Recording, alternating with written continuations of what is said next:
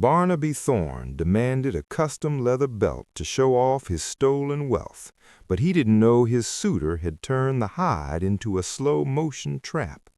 After years of watching Thorne forge deeds and bury bodies, the man with the needle decided it was time for the truth to bleed out.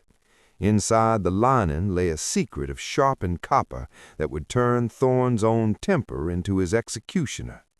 Thorne thought he was wearing a symbol of power, but he was actually strapped into a confession device. By the time this night ends, the blood on his white linen shirt will reveal a crime that no amount of money can wash away. The low-country heat in South Carolina doesn't just sit on you, it pushes. It pushes the smell of the salt marsh into the grand houses, and it pushes the sweat out of men who have too much to hide. Barnaby Thorne sat in a high-backed mahogany chair of the Blackwood estate, acting like he had owned the dirt beneath him for generations. But the house remembered the man who came before him. It remembered the real Master Blackwood, a man who had been kind enough to be foolish. Blackwood had died in the middle of a humid July night, officially from a tired heart. Unofficially, everyone in the kitchen and the stables knew Thorne had held the pillow down until the kicking stopped. Zebedee stood in the corner of the room, his shadow long and thin against the floral wallpaper. He was 52 years old, and his hands were a map of every stitch he had ever pulled. He was the best tailor in the county, a man who could map the curve of a shoulder or the swell of a waist with a single glance. Thorne didn't look at Zebedee's face. He never did. To Thorne, Zebedee was just a pair of hands that made him look like the gentleman he wasn't. "Make it heavy, Zebedee," Thorne said, his voice like gravel rolling in a tin bucket. "I want the men at the Charleston Gala to see the weight of my success. Double-layered bull hide, dark as a moonless night, and the buckle, I want it wide. Something that anchors a man to his land." Zebedee nodded, his eyes fixed on the floorboards. He knew those floorboards. He knew which ones creaked and which ones held the secrets of the night Blackwood died. He had seen Thorne burning clothes in the backyard at 3 in the morning. He had seen the way Thorne's hands trembled when the sheriff came by to offer condolences. Look at this. Some call it loyalty, but it's a cage, built one stitch at a time. Thorne stood up and walked to the window, looking out over the fields of indigo and rice. He didn't see the people working. He saw dollar signs. He saw a legacy he had bought with a murder. "I want it finished in 2 weeks," Thorne barked, not turning around. "If it's a day late, I'll have you working the docks in the midday sun. Do you understand me?" "Yes, Master Thorne," Zebedee whispered. His voice was steady, but his mind was already moving.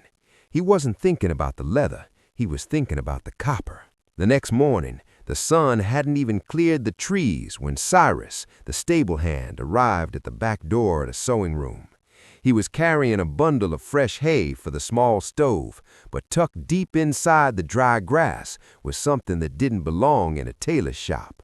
It was a coil of copper wire, stolen from a shipment meant for the plantation's new lightning rods. It was thin, pliable, and in the right hands, it was as dangerous as a viper. Cyrus didn't say a word. He just dropped the hay and looked at Zebedee. The boy was only 19, but his back was already marked by Thorne's temper. Thorne had a habit of using his cane when the horses weren't groomed fast enough or when the soup was too cold. Cyrus's eyes were filled with a quiet, burning hope. He knew Zebedee was planning something, even if he didn't know what. Zebedee took the wire and hid it beneath a pile of scrap silk. The work began in the quiet hours of the night. Zebedee sat by the light of a single tallow candle, the smell of rendered fat filling the small room. He took the thick bull hide and began to split the inner lining. Most tailors use a simple glue or a light stitch to hold a belt together, but Zebedee was doing something different. He took the copper wire and began to cut it into tiny inch-long pieces. He spent hours at his whetstone, sharpening each end of the wire until it was thinner than a needle and sharper than a wasp's stinger. These weren't just wires, they were barbs. He began to sew them into the inner lining of the belt, angling them with the precision of a clockmaker. If Thorne sat still, he wouldn't feel a thing. If he walked slowly, the leather would remain soft against his skin. But if Thorne grew angry, if his chest expanded with a shout, if he lunged forward to strike a servant, or if he paced with the frantic energy of his paranoia, the barbs would bite. The genius of the design wasn't just in the pain, it was in the pattern. Zebedee had spent years watching Thorne use the stolen family seal to forge deeds and contracts. It was a unique seal, a heavy brass stamp with a notched edge, a flaw that left a specific mark on every paper it touched. Zebedee was positioning the copper barbs so that when they punctured Thorne's skin, the blood would seep through his fine white shirts in the exact shape of that stolen seal. A man who wears his crimes on his waist will eventually be cut by them. That was the thought that kept Zebedee's hand steady as the candle burned low. He knew the risk. If Thorne felt a prick too early, if he grew suspicious and ripped the lining open, Zebedee wouldn't just be whipped, he would be dead. But the tailor had a memory for every measurement, and he knew exactly how much room Thorne's ego needed before it started to swell. A week later, the first complication arrived. Major Sterling, a ridged man who led the local militia and collected the territorial taxes, rode up the long oak-lined driveway. Sterling was a man of the law, the kind of man who believed that a signature was a sacred bond. He had always been suspicious of how quickly Thorne stepped into Blackwood's shoes. He had seen the deed, and while it looked official, something about the ink didn't sit right with him. Thorne met him on the porch, his face a mask of false hospitality. "Major," Thorne said, spreading his arms wide, "to what do I owe the pleasure? I hope you've come for a glass of bourbon and not more paperwork." "I've come for both, Barnaby," Sterling said, his spurs clinking on the wood. There's a discrepancy in the land boundaries near the creek. The original deed Blackwood signed 10 years ago doesn't match the one you filed last month. I need to see the original seal, the one with the family crest." Zebedee, watching from the shadows of the hallway, saw Thorne's posture change. The man's shoulders bunched up, his neck turned a deep, angry red. Thorne's hand went instinctively to his waist, where his old, worn belt sat. "The seal is locked away, Major. I don't see why my word isn't enough." "In this territory, the law doesn't live on a man's word. It lives on the mark he leaves," Sterling replied coolly. Thorne let out a sharp, barking laugh that held no humor. "I'll find it for you, but not today. I have a gala to prepare for. I'm having a custom piece made, something befitting the master of this house. If you don't have the stomach for men who steal lives and call it luck, subscribe. Does a man's vanity always lead him to the noose, or does he sometimes get away with it?" This confrontation was the spark Zebedee needed. He saw how Thorne's anger made him physically expand, how his breath came in heavy, jagged bursts. The trap was almost ready, but the timing had to be perfect. That evening, Thorne stormed into the sewing room. He didn't knock. He never did. He grabbed Zebedee by the collar of his shirt and slammed him against the workbench.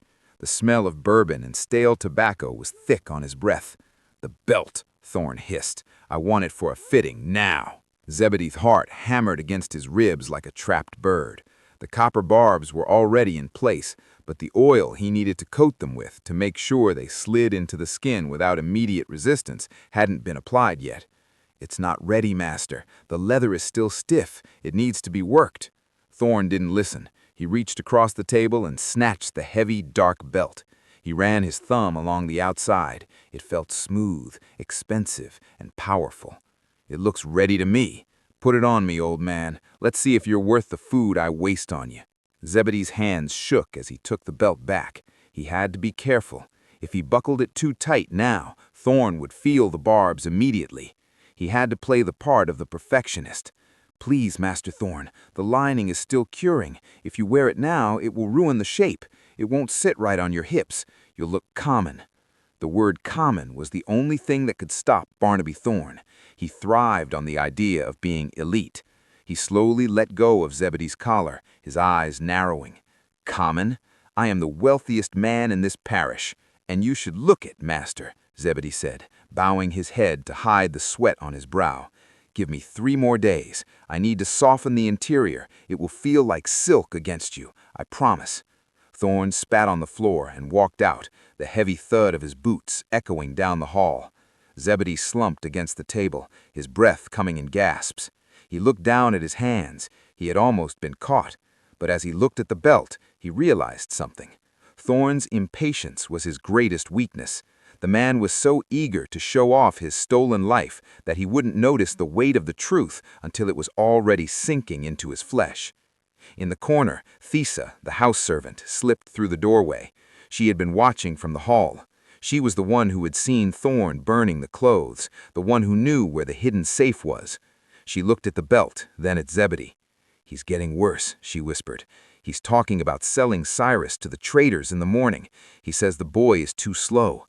Zebedee looked at the copper wire hidden under the silk. The escalation was happening faster than he had planned. He couldn't wait for the gala. He had to finish the softening tonight. He had to make sure that when Thorne put that belt on, he would never want to take it off until it was far too late. "Tell Cyrus to stay in the stables tonight," Zebedee said, his voice cold and hard. "Tell him the weather is changing. There's a storm coming to the low country, and it's going to wash this house clean."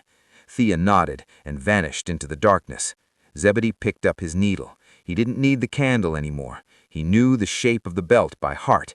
He knew the shape of the man who would wear it, and he knew that by the time the sun rose, the trap would be set, the barbs would be oiled, and the countdown to Thorne's final outburst would begin. The leather doesn't lie, Thorne. It just holds the shape of the man wearing it. Subscribe. Here we pull up what they tried to bury and comment. Do you think Zebedee is a hero for what he's doing, or is he just as dangerous as the man he's trying to trap?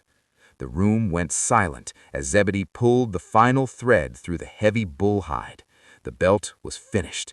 It looked like a masterpiece of craftsmanship, a symbol of luxury and status. But underneath the polished surface, the copper teeth were waiting for their first taste of the man who had stolen everything. Thorne didn't just want a belt, he wanted a crown for his waist. But while he was dreaming of power, Zebedee was measuring his grave in copper wire. The problem with a man like Thorne is that he doesn't just take a mile, he burns the whole road behind him. What he didn't know was that the very road he burned was about to collapse under his own weight. The belt sat on the workbench looking like a dead snake, dark and heavy. Every time Zebedee looked at it, he saw the face of the man who had been murdered in his own bed. He saw the way the old master, Blackwood, used to walk the halls, slow and tired, never imagining that the man he called his protégé was already counting the silver. The humidity in the low country was rising, and with it, the pressure inside the Blackwood house. Barnaby Thorne was no longer just a man with a stolen estate. He was a man with a target on his back, even if he didn't know it yet. Major Sterling had been back 3 times in 4 days. The tax collector wasn't asking about rice yields anymore. He was asking about the unusual notches on the family seal that should have been on the transfer papers. Thorne's response was always the same, a flash of teeth that wasn't a smile, followed by a hand reaching for his cane. Repenner Niso. There's a special kind of evil in a man who thinks he can buy the silence of those he stepped on. Thorne thought he had bought Zebedee. He thought the tailor was just another tool, like a plow or a mule. But he didn't realize that a man who spends his life looking at the seams of things knows exactly where the fabric is going to tear. The first real crack in the plan happened on a Tuesday. Thorne stormed into the stables, his face the color of a bruised plum. He had found a scratch on his carriage, a tiny line in the black paint that nobody else would have noticed, but Thorne was looking for reasons to be angry. He found Cyrus. The boy didn't even have a chance to explain before Thorne's cane came down. It wasn't a correction, it was a beating. Zebedee watched from the window of his sewing room, his fingers tightening around a piece of sharpened copper. He saw the boy fall. He saw Thorne walk away, wiping his brow with a silk handkerchief, looking satisfied. That was the moment the trap became a mission. Zebedee realized that the belt couldn't just be a mark of shame, it had to be a branding iron. But he had a problem. He had been guessing at the pattern of the notches based on the old documents he'd seen. If the pattern of the blood on Thorne's shirt didn't match the stolen seal perfectly, Sterling would just see a man with a rash or a wound. He wouldn't see a murderer. He needed to see the original seal. "He keeps it in the library," Thesa whispered that night. She was shaking as she handed Zebedee a cup of cold water in a book, a big one with a red cover. "It's hollowed out. He looks at it when he thinks no one's watching. He touches it like it's a lucky charm." Zebedee looked at his hands. They were steady, but his heart was a drum. "I need to see it, Thesa, just for a minute. I need to know the exact shape of the notches on the left side. If I'm off by a hair, the law will walk right past him." "He never leaves that room now," she said. "He's paranoid. He sleeps with a pistol on the desk. He thinks the major is going to come back with a warrant." The situation was worsening. Thorne wasn't just angry anymore. He was cornered. And a cornered man like Thorne is twice as dangerous. He started patrolling the grounds at night, his boots thudding on the porch, a lantern swinging in his hand like a restless ghost. He was looking for a ghost, too, the ghost of the man he killed. He was terrified that the truth would come out of the marsh or through the floorboards. The next morning, Thorne entered the sewing room with his valet, Miller. Miller was a man who had seen everything and said nothing. He was the one who cleaned the mud off Thorne's boots the night Blackwood died. He was the one who knew which bottles of wine were poisoned and which were safe. Miller looked at the belt on the table. He reached out a hand to touch the lining, his eyes narrowing. "What's this oil you're using, Zebedee?" Miller asked. His voice was thin and sharp. "It smells like animal fat, but there's something else, something metallic." Zebedee didn't blink. "It's a mix of mink oil and crushed iron filings. It's an old trick to darken the leather and give it a sheen that lasts for years. Master Thorne said he wanted it to look like success. Success has a certain weight to it, don't you think?" Miller didn't answer. He just kept looking at the belt. He knew something was wrong, but he couldn't put his finger on it. Thorne, however, was too distracted by his own reflection in the window. He stepped toward the table and grabbed the belt, pulling it through his hands. The copper barbs were buried deep in the lining, covered by a layer of soft, greased silk that Zebedee had placed there as a temporary shield. "It's heavy," Thorne said, a grin spreading across his face. "Good. I want to feel it every time I move. I want to remember that I'm the one holding this plantation together." "It will feel even better once the final layer is set," Master Zebedee said, "but it needs to be fitted one last time. If it's too loose, it won't have the impact you desire." Thorne stripped off his coat right there in the middle of the room. He was a man of thick muscle and even thicker pride. As he stood there in his undershirt, Zebedee felt a surge of pure, cold hatred. This was the body that had pressed the pillow down on an old man's face. This was the chest that expanded with every lie he told the major. Zebedee picked up the belt and wrapped it around Thorne's waist. Dear Anissa, justice doesn't always come with a gavel. Sometimes it comes with a needle and thread, hidden in the places where a man feels most secure. The morning of the gala had been a descent into a specific kind of hell. The house smelled of heavy starch, expensive tobacco, and the underlying scent of unwashed anxiety. Thorne was in a foul mood, the kind that usually ended with someone being sent to the shed. He screamed at the kitchen staff because his coffee wasn't piping hot. He threw a crystal glass against the wall because the carriage wasn't polished to a mirror shine. Every time he yelled, his chest expanded. Every time he lunged toward a servant to deliver a threat, the copper barbs inside the belt, positioned with the precision of a surgeon by Zebedee, nudged against his skin. It wasn't a cut yet, not a real one. It was just a warning, a tiny hot prick that felt like a stray needle left in a seam. Thorne dismissed it as stiff leather. He cursed Zeb's name, promising to have the tailor's hands broken if the belt didn't break in by the time they reached the city. He didn't realize that the belt wasn't breaking in, it was breaking him. It was finding the softest parts of his ego and preparing to bite. Thea moved through the dining room with a tray of silver, her eyes fixed on the floor. She saw the way Thorn gripped the edge of the table when the pain flared. She saw the way he shifted his weight from side to side, trying to find a position that didn't sting. She knew the trap was live. She had spent the night watching Zebedee work, his fingers moving like spiders over the leather. She had seen the charcoal rubbing of the stolen seal, the jagged bee with the notched edge that proved Blackwood hadn't died of a tired heart, but of a stolen signature. Then came the moment they had rehearsed in their minds 1,000 times. As Thorn reached for his heavy wool coat, Thea tripped. The silver coffee pot tipped, sending a steaming brown stream across the expensive Persian rug and splashing onto Thorn's polished boots. It was a minor accident, but for a man like Thorn, it was an act of war. "You stupid, worthless girl!" Thorn roared. His face turned a dark, dangerous violet. He lunged forward, his hand raised to strike her across the face.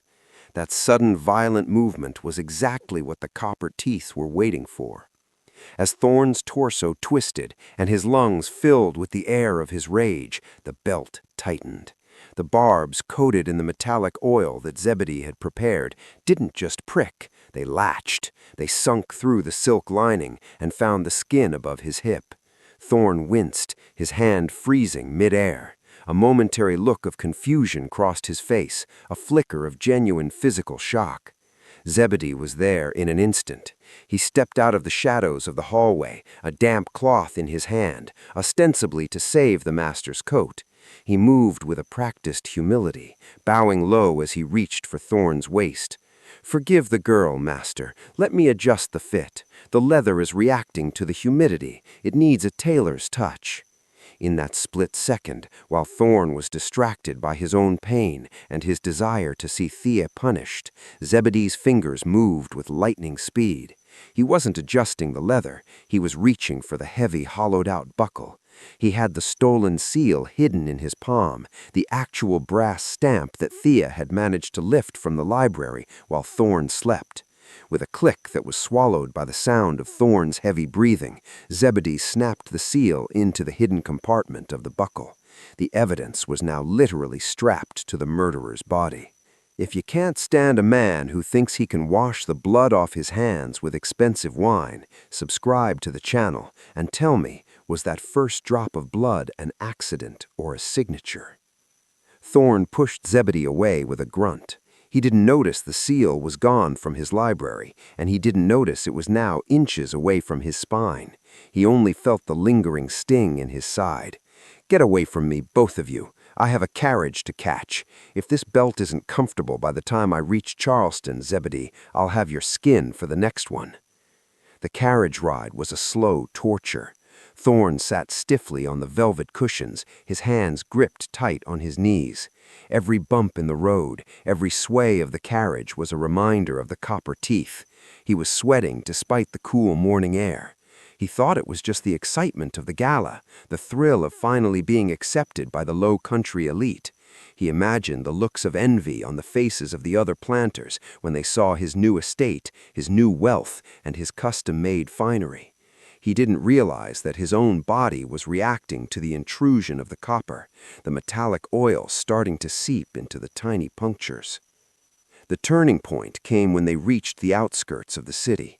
Thorn had been trying to ignore the pain, but it was becoming a rhythmic throb. He pulled his shirt out from his trousers slightly, trying to get some air to the wound. He saw a tiny speck of red on the white fabric, just a pinprick. He wiped it away with his thumb, his jaw set in a hard line. He wasn't going to let a piece of leather ruin his night. He was Barnaby Thorn. He was the master of Blackwood, but the house of cards was already trembling. In the stables back at the plantation, Cyrus sat with a heavy heart, watching the dust from the carriage settle. He knew what was happening. He knew that if this failed, they were all dead. But he also knew the weight of the copper wire he had carried in the hay. He knew that Zebedee didn't make mistakes. The Charleston Summer Gala was held in a ballroom that felt like a gilded cage. The air was thick with the scent of jasmine, the heavy aroma of roasted meats, and the hushed whispers of the powerful. This was the world Thorn had murdered to enter. He walked through the doors, his chin held high, the heavy belt anchoring him to his false identity. Major Sterling was there, standing by the refreshment table. He was a man who looked like he was made of iron and old law books. He didn't join in the dancing. He didn't laugh at the jokes. He watched, and his eyes never left Thorne as the new master of Blackwood made his entrance. Sterling had been doing his homework. He'd been looking at the old land grants, the ones signed by the real Blackwood. He'd noticed the way the ink on the new deed seemed too fresh, the way the signature seemed to mimic the old man's hand without ever quite capturing the flow. Thorne tried to play the part. He moved from group to group, boasting about his rice yields and his plans for expansion. He drank heavily, the bourbon dulling the sharp stabs of the belt, but also loosening his grip on his temper.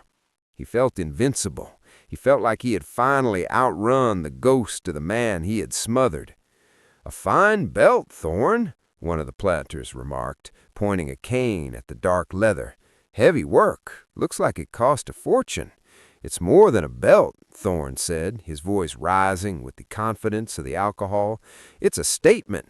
A man needs to know his own weight in this world." "And what is your weight, Barnaby?" a voice cut through the air. It was Major Sterling. He stepped forward, the crowd parting around him like water around a stone.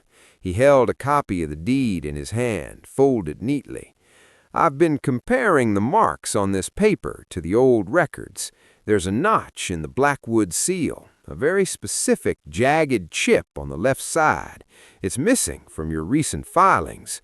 It's a small detail, but in my line of work, small details are where the devil hides." Thorne's rage was his undoing. He couldn't help himself. He couldn't play the part of the refined gentleman when his authority was questioned. He didn't want to make suits for masters or belts for kings. He wanted to make things that held together rather than things that tore men apart. Subscribe. We pull the truth out of the shadows no matter how deep they try to bury it. And comment, do you think justice was done, or was it just one man's luck finally running out? Greed makes a man blind to the things closest to him. Barnaby Thorne was so worried about his status and his standing in a society of ghosts that he never felt the wire until it had already cut his throat. He thought he was the one holding the needle, but he was just the fabric. And in the end, the truth didn't come from a judge's mouth or a lawyer's pen. It came from the weight of his own skin, from the quiet patience of a man with a needle, and from the inescapable fact that you cannot wear a lie forever without it eventually drawing blood.